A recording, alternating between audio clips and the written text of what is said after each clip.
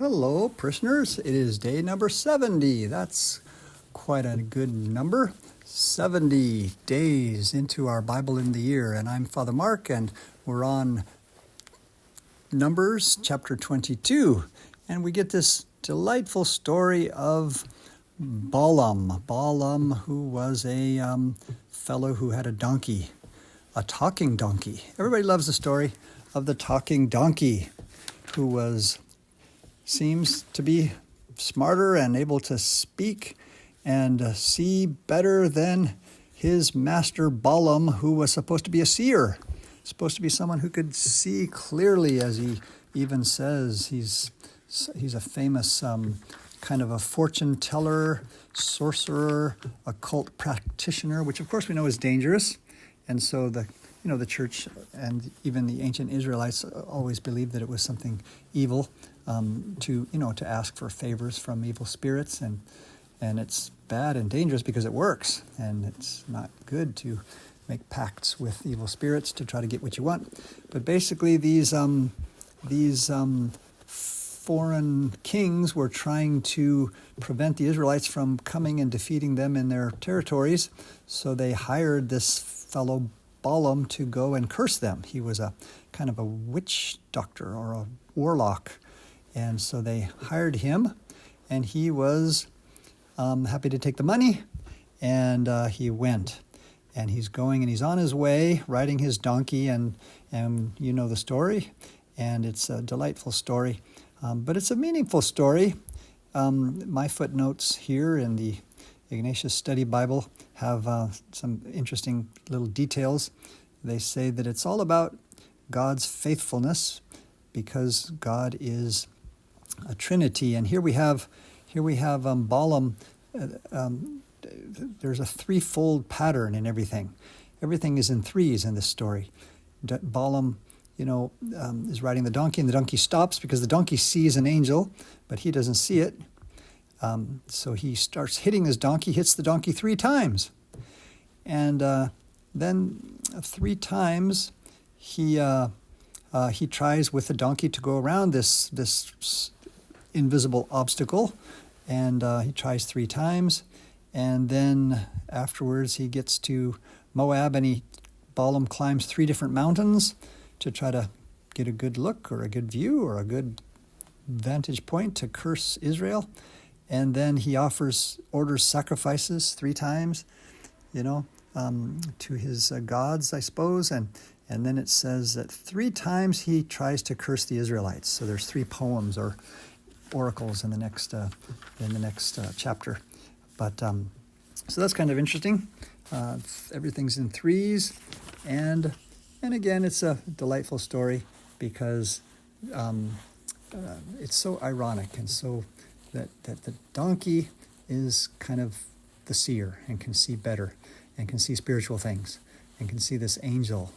And then and Balaam doesn't realize until the angel tells him that if he would have kept going the way he was going, if the donkey hadn't stopped, the angel would have struck him dead with his sword. So we'd had another casualty in the Old Testament here. But the donkey saved him. So kind of a interesting, beautiful, hilarious, wonderful, memorable story here in the book of Numbers. We're also hearing from and reading the book of Deuteronomy, chapter 23, which amazingly mentions Balaam in verse number 4. I don't know how Jeff Cavins managed that, but I think it's just a total coincidence that there's a couple places where Balaam is mentioned. He's also mentioned in 2 Peter in the New Testament as an example of someone who is greedy, just wanting money, hand over fist, to get ahead himself. He seemed like a spiritual seer, but he was really kind of just out for his own good. In fact, the Lord even tells him that your way is perverse. You have a perverse way. So anyway, this Balaam is mentioned here.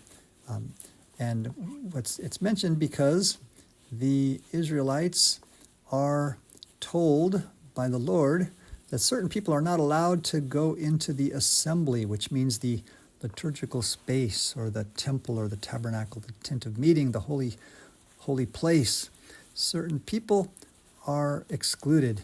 And among them are the peoples of these two countries, the Ammonites or the Moabites, these people who were from the eastern part, east of the Dead Sea, to the east of the promised land of Canaan.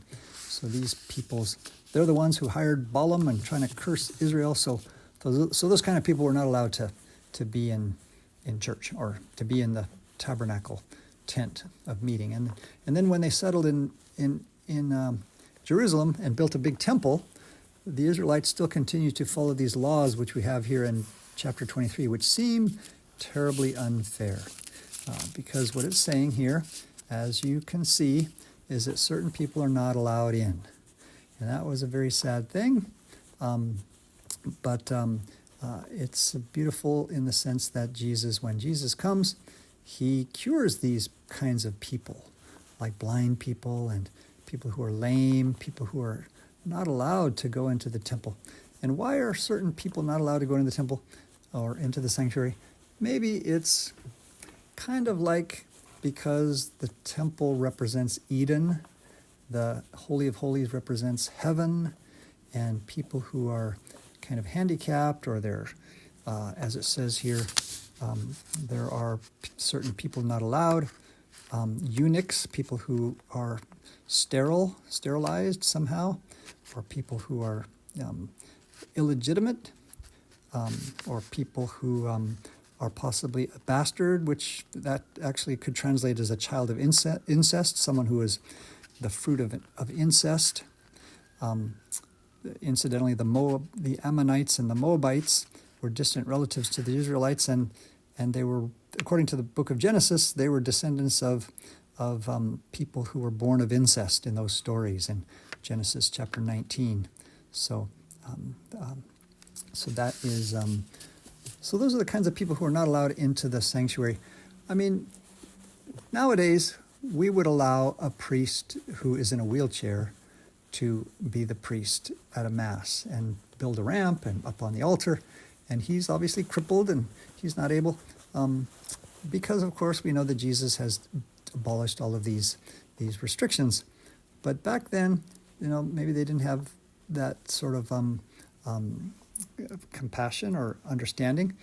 But it's kind of maybe the idea that those kinds of people in the sanctuary would be like a distraction, kind of like it doesn't fit. It's supposed to be a symbol or an image or an enactment of what heaven is going to be like. And in heaven, none of us are going to have these kinds of problems or these handicaps and such. And so those who were not Levites, those who were not priests, those who were not whole, they were not allowed into the sanctuary. So it was just a purity law that was to indicate that the sanctuary and the holy things were so holy that they have to be just like heaven somehow. All right. Verse number 17 mentions cult prostitute. And that was because the Israelites believed in purity, and they didn't have anything that was lewd or impure in the temple or in the holy place. And it's very much a contrast to the ancient Near East. In other countries at that time, there were a lot of pagan religions where precisely in the temple there would be prostitutes. And they would have special ways in which people would go and be with a prostitute, and it was considered a way of kind of causing fertility, causing life to or blessings to come, they believed, upon the world, or maybe causing the gods to send rain upon the Mother Earth and fertilize the earth and bring out. So fertility cults, basically, to have fertility, plenty of crops, plenty of children. So they just had this belief, and people were happy to oblige, and they wanted to participate in this kind of a cult. And so that's why it was kind of tempting for the Israelites to serve the Baals, who had this kind of cultic prostitution and actual phallic symbols and things in their temples, and it was a kind of a religion of lust and of symbols of sexual activity. But that is not something that belongs in the holy place, as we have learned in the Old Testament.